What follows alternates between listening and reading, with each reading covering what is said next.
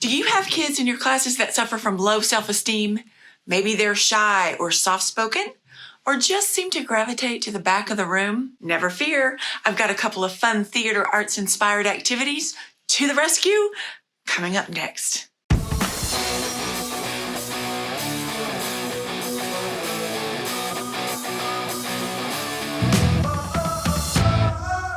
So I'm here every week with new videos about creativity, elementary school activities, and ways to create real change in kids' lives.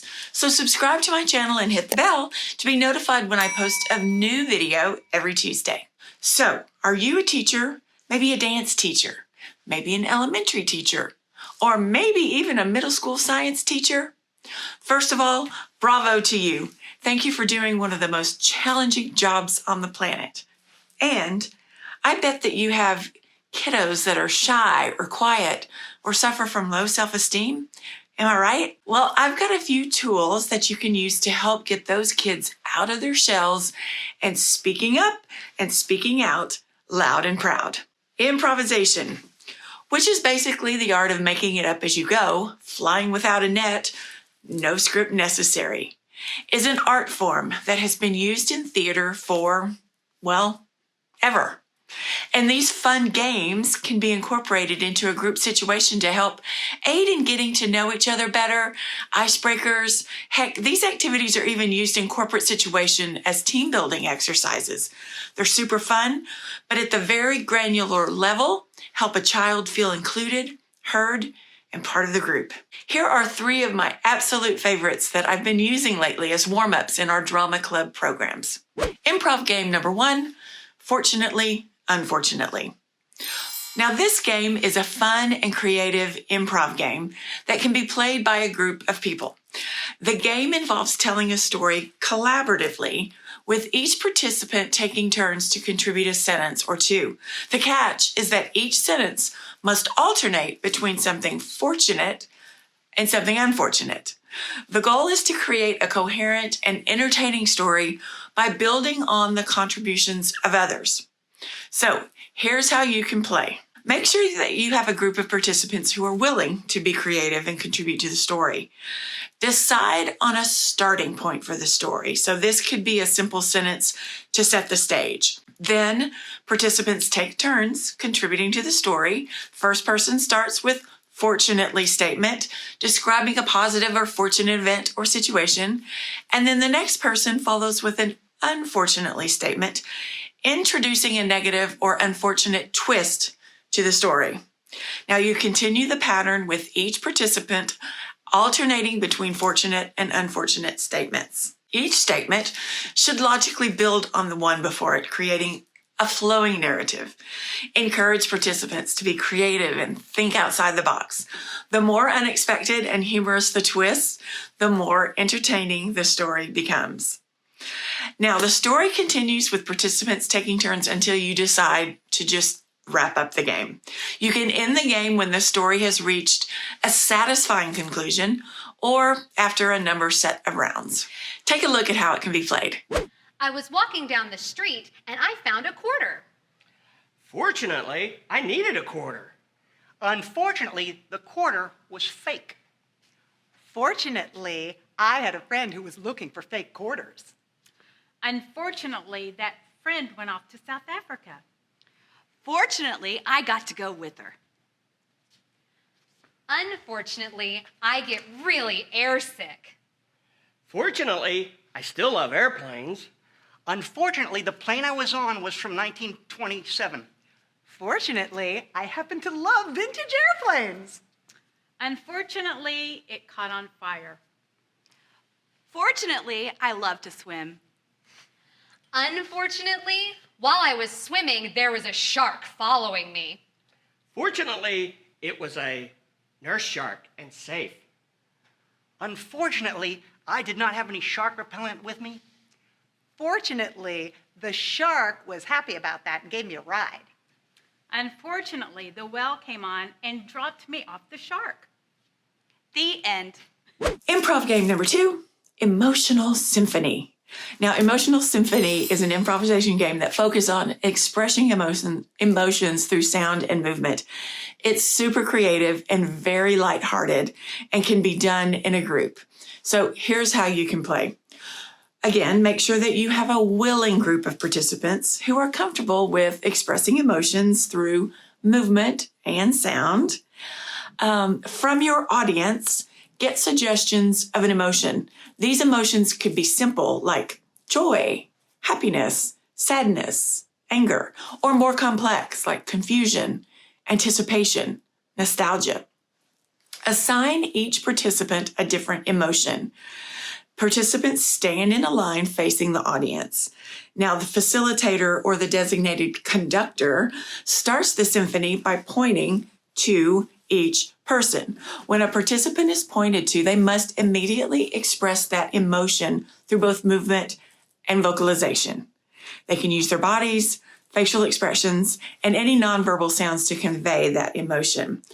As the director continues to point to various participants, they take turns expressing their assigned emotions, creating this dynamic and evolving symphony of movements and sounds. Take a look at how it's played.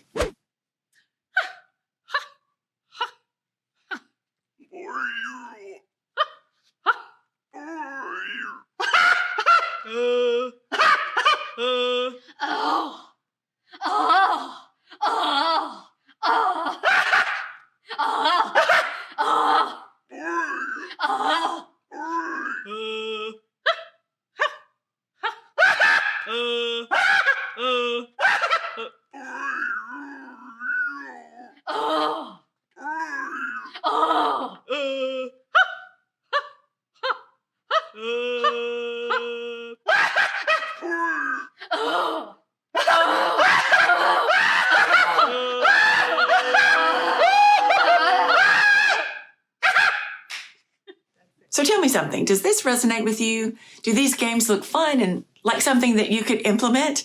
Comment below with a heck yes if this sounds fun to you. Improv game number 3, the professor. The purpose of this activity is to cultivate quick thinking, working as a team, and certainly improvisation at its best. Just when you think something is headed one direction and it goes a completely different way, what next? How do you react? Okay, so begin by getting 4 or more volunteers from the group to line up in front of the group. This group of volunteers is the professor. Then solicit an open-ended question from the audience or the rest of the group.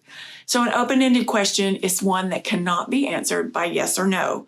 So it's a question such as, why is the sky blue? Once that question is established, the professor as a group will answer the question using 1 word per person. The professor should repeat the question in the answer.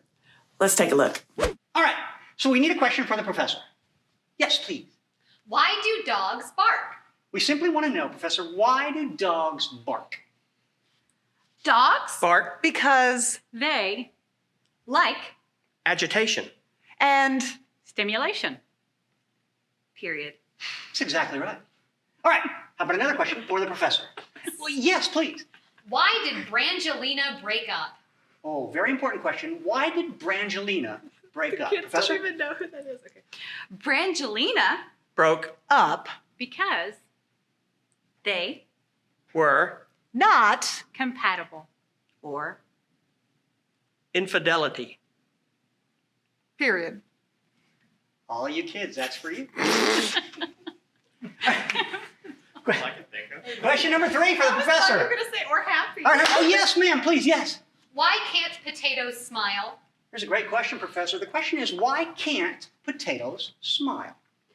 potatoes Can't. Smile. They are Brown. And used water And starch. Oops. And starch. compounds. period. Pretty clear. Question number 4. Yes, What should I wear today? it's a great question. All right. What's your name? Kayla. What should Kayla wear today, Professor? Kayla should. Wear. Something pretty. And Not. pink. Period. Question number 87. Why is drama so important? It's a great question, Professor. The question is, why is drama so important? Drama. Is So, Important. Because it let's us No. how to have A. good time And Conversation. with other kids. Period. So, what do you think? Could this be something for a class that you're teaching? Would this be something you could see yourself doing? Download my freebie for how-tos on some additional improvisational games. Also, if you want to join a community of passionate people who are advocates for their students just like you, I have a secret society where I share up-to-date creative ideas, activities, and even life hacks to help you when your brain is fried and you need a little creative inspiration. You'll find the Facebook community link below. If you like this video, please let me know by liking it, subscribe, and share it with your fellow educators. And comment below with bravo if this video sparked your creativity. Thanks so much for watching. I'll see you next time.